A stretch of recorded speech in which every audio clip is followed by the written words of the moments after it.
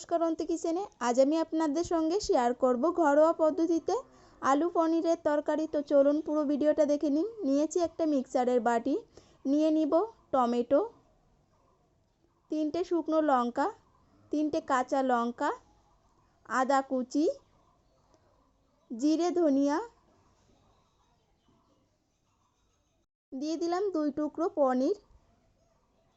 এবার পরিমাণ মতো জল দিয়ে পেস্ট করে নিব।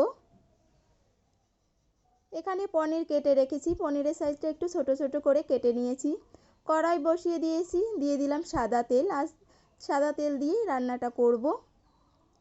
তো তেল গরম হয়ে গিয়েছে, এবার পনিরগুলো লবণ হলুদ মাখিয়ে দিয়ে দিচ্ছি তেলের উপরে।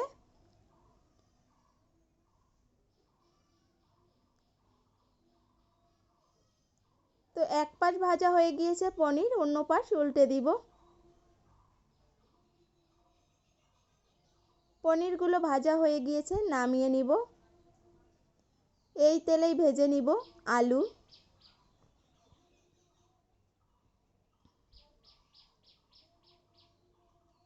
আলুগুলো নেড়েচেড়ে হালকা করে ভেজে নিব।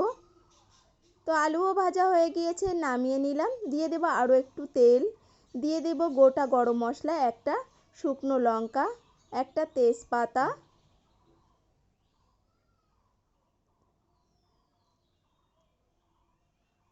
এবার দিয়ে দেব পেস্ট করা মশলা। মশলার বাটি ধুয়ে দিয়ে দিলাম জল,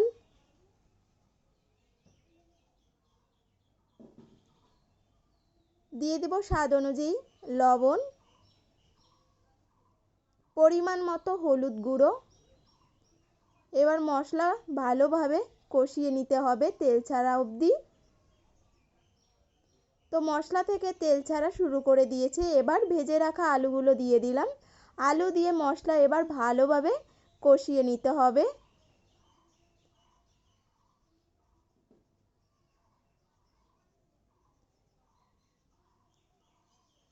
এখানে কিছু কাবলি ছোলা ভিজিয়ে রেখেছিলাম রাতে, তো সেই কাবলি ছোলাগুলো দিয়ে দিব। কাবলি ছোলা দিয়ে এভাবে পনির আলুর তরকারি রান্না করলে খেতে কিন্তু দারুণ লাগে।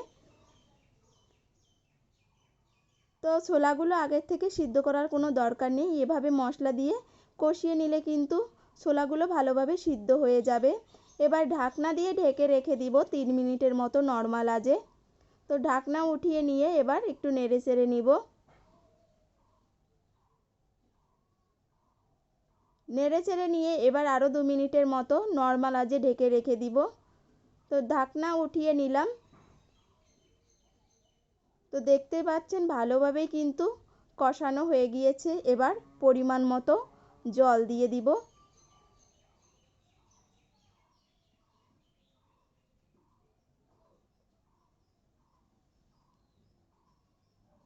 এবার গ্যাসের আঁচটা বাড়িয়ে দিয়ে রান্না করে নিতে হবে।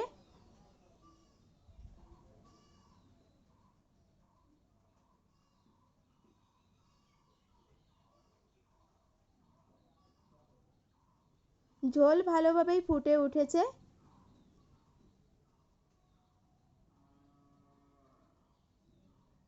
এবারে ভেজে রাখা পনিরগুলো দিয়ে দিব।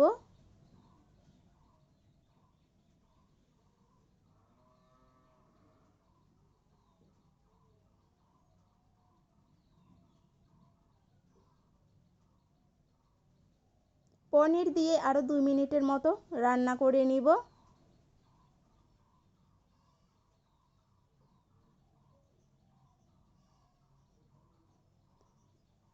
তো রান্নাটা হয়ে গিয়েছে, এবার গরম মশলা বাটা দিয়ে দিলাম। গ্যাসের আঁচ একদম নর্মালে রেখে এবার দিয়ে দিব ঘি। ঘি দিয়ে এবার একটু ঢেকে রেখে দিব। রান্নাটা হয়ে গিয়েছে, নামিয়ে নিব। খুব সহজেই কিন্তু বানিয়ে নিলাম আলু পনিরের তরকারি। এভাবে তরকারি রান্না করে আপনারা ভাত, রুটি, লুচি, পরোটার সঙ্গে খেতে পারেন। রেসিপিটি আপনাদের যদি ভালো লেগে থাকে অবশ্যই লাইক, কমেন্ট, শেয়ার করে দেবেন। আবারও দেখা হবে নতুন কোনো রেসিপিতে। সবাইকে ধন্যবাদ।